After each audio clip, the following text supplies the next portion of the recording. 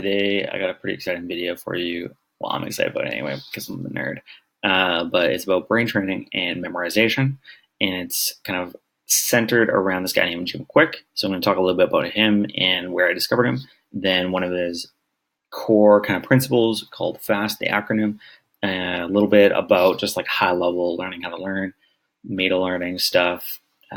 Tim Ferriss talks a lot of people talk about it, but it's important, especially if you want to put his stuff to use. And then the coolest part, I think, is just this quick memorization example where you can learn how to remember anybody's phone number, birthday, PIN code, 300 digits of pi if you want, depending whatever you want. Anyway, cool. So Jim Kwik, the way that I found this guy is from an interview he did on this show called Impact Theory on YouTube.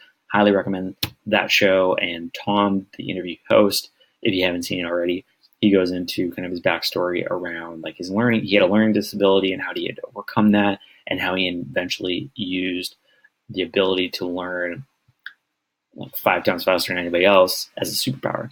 And literally as a superpower, because he was hired by Hollywood and movies like X-Men to be able to not only help the actors learn their lines faster, but also to develop characters and other things where, brain training was kind of a forefront of the messaging. So things like the show Limitless, the movie Limitless, that kind of thing. So that guy is super interesting. I would highly recommend you subscribing. He has a podcast called Quick Brain, Facebook group, whole thing. Just search him, Jim Kwik. You'll see all the stuff. So he taught me one really fundamental thing, which I think is important first, and then I'll show you the acronym. So the fundamental thing is that, you don't pack your brain with knowledge. The way you learn and become more quote unquote intelligent is by aligning or creating more synapses between the neurons in your brain. So everybody has a left and right brain. I almost get sick of hearing people talk about like monkey brain, the intelligence of your brain, blah, blah, blah. Doesn't matter. Only thing that matters is if you can relate what you're trying to learn to something in your experience already, and this experience can even come from your imagination, it will stick in your head. I don't know exactly how much better, but way better, because that's how people learn.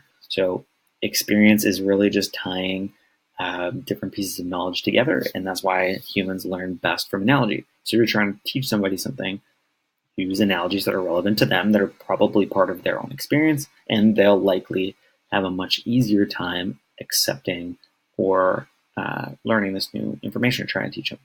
So beyond that, there's a whole bunch of tactics you might find and read on the internet in terms of, what kind of state you need to be in and all this. I think that's just kind of common knowledge. If you know anything that helps you learn better in terms of like whether you're an auditory learner or a visual learner, whatever it might be, just put as many of those things to work as you can. And even more important is remove everything that's going to hinder you. So it's almost like, think of it as investing. Like you want to limit your risk as much as possible, right? You want to peel back the layers of risk, like Paul Graham says, from the onion. So, try and do that when you're getting ready to learn. And this is where the FAST acronym comes in. So first off, the idea that somebody's like not smart in a specific area is really just a trained belief. It's your belief. What does that mean? Like all of our brains are, the fancy way of saying it has neuroplasticity, which just means like it's plastic. And I don't know why they use the idea of plastic. Like in my mind, plastic is like this water bottle. It's not really that malleable, but whatever. That's what they use. So the idea of your brain being plastic just means that it can be changed and it can take on new information. And I'm of the belief that everybody kind of starts on a clean slate. So if you've been told over and over again that you're bad at math, really that's just a reaffirmed belief.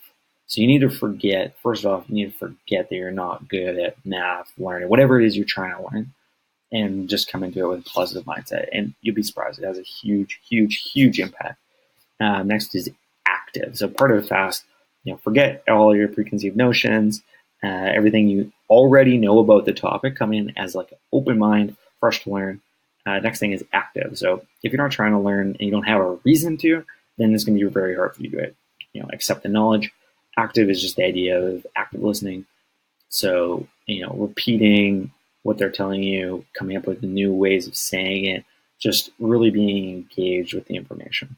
State, I think this one is super interesting. I'm a huge nerd when it comes to kind of brain training and trying to find the right state of mind, mainly because for running, because you may have heard of this idea called flow state. And the idea of flow state is that you kind of go from struggle and into like release. And that just means like the activity in your brain is struggle, which is beta waves, which you kind of typically, it's a little bit more frequent than beta, but you typically walk around in about a beta state. And you go through alpha, and alpha is actually, I think alpha is after the release, but alpha is where you would get to. It's kind of labeled the ideal state to be in when you're learning. It just means that your brain's not going crazy. You're not thinking about 100 different things. You're kind of focused on whatever it is you're trying to learn. And the way that you can get in that state, ideally you're in flow state, but that takes some practice, and it's basically like a meditative state. The way you can potentially get into this alpha state pretty quickly is by just simply listening to music that has the same frequency. So that's why a lot of doctors and people that need to be very, very sharp with their brain and their thinking will listen to classical music, because not just because of the movies or whatever, it literally has the same frequency as an alpha state so that your brain can relax. And it still has something that's like taking up its attention in its kind of like background, but you're not focusing on it, so you can focus on the task at hand. Last thing in the FAST acronym here is teach. So obviously, you may have heard this before, you will be much better at conveying the information you have to share if you're able to teach it in a concise way. Best analogy I have for this one is Richard Feynman. He's the world-renowned physicist, won the Nobel Prize, worked on an atomic bomb. The best thing about this guy is that he is just so good at simplifying topics. So there's a bunch of quotes in terms of like, emphasizing the point that you don't know what you're talking about until you can explain it to like a 5-year-old. And at that point, then you're doing great, because there's no need to use nomenclature a lot of times unless you're talking with another industry expert. So keep those in mind. You want to forget what you already know about.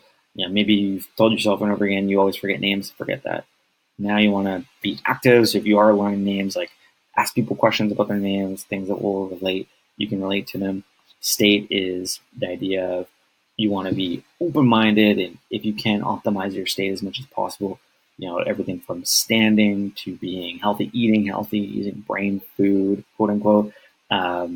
Also putting yourself in the right frequency and using, Baroque music if you want to go hardcore and listen to classical while you're learning. I'd encourage it. And lastly, teach somebody how to do it. So that's what I'm about to do right now. So the idea of memorization, I never really considered this. I think the best analogy I can use is like, think back to when you're memorizing times tables. If somebody were to give you, like, even just use the example of multiplying by 9, right? So I don't know if you've heard this one before, but literally, like I was taught, like you just put up your hands and you put the finger down, which you're trying to multiply by. So if you're trying to multiply 3 by 9, it's 27. The numbers that are left on your left hand, on the left side of the finger, and the ones on the right. So if you have a trick like that, then you are infinitely ahead of everybody else who's trying to remember every single thing, right? It's a huge difference. It's not even like the same thing. It's a different like paradigm of memory. So that's kind of what we're trying to do here in terms of memorizing numbers. So what I was introduced to, this wasn't actually Jim Kwik's thing, but I used some of his other ideas to be able to really solidify this process. And let me just see if I can make this work.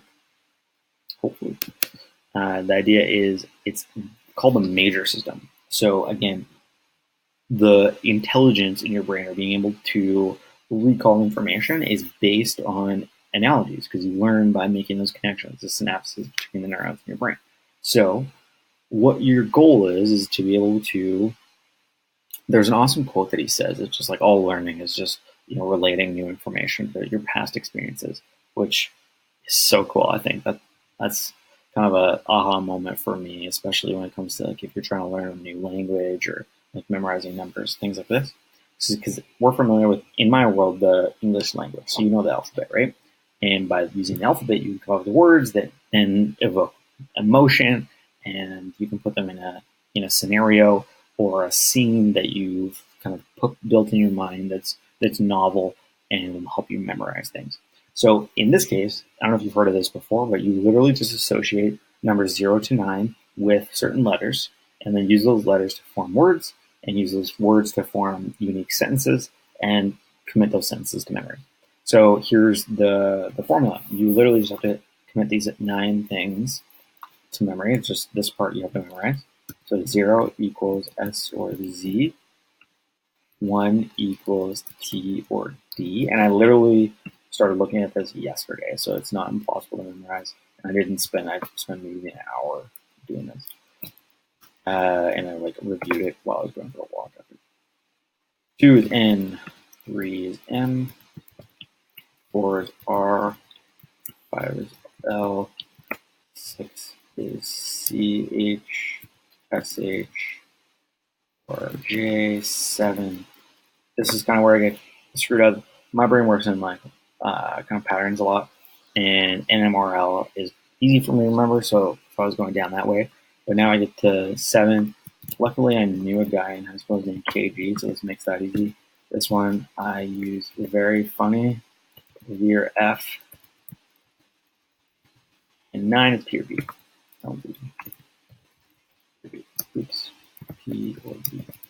Okay, so that's what you need to memorize. Those letters that associate with those numbers.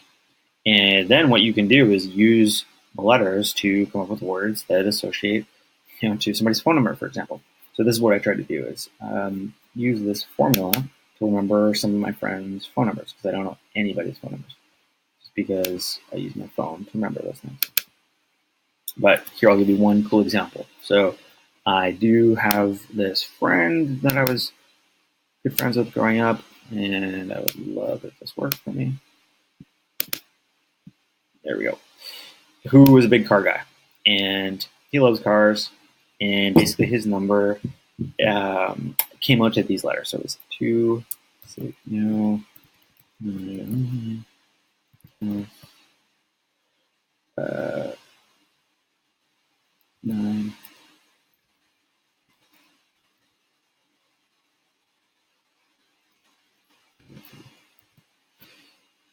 Okay, so yeah, you just write down the letters, and then you come up with the word, right? So again, he's a huge car guy. So what I came up with was no Challenger, Lincoln.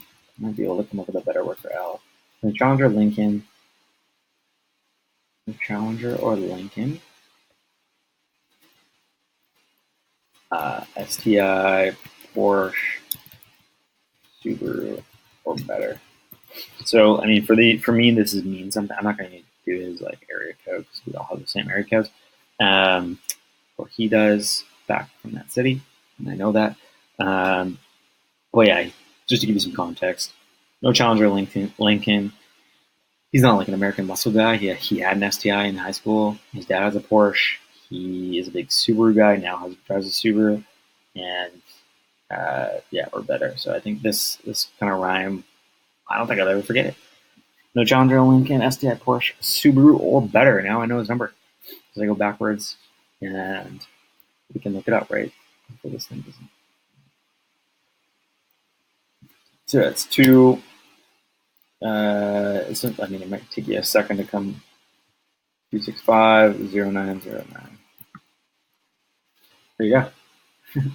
Anyway, hopefully you can take the few minutes that it requires to commit these words or these letters and their association numbers to memory, and then use that knowledge to memorize any numbers that come up for you, including phone numbers, birthdays, PIN codes. If you might get super nerdy, the last 25 digits in pi, who knows? Hopefully this was helpful. Check out Jim Kwik on YouTube. Quick Training. Quick Brain is his podcast. So hopefully this was helpful. And if you have questions or some other ideas or other things I should explore related to this, please send me an email or a message. I'd love to hear from you. Cheers.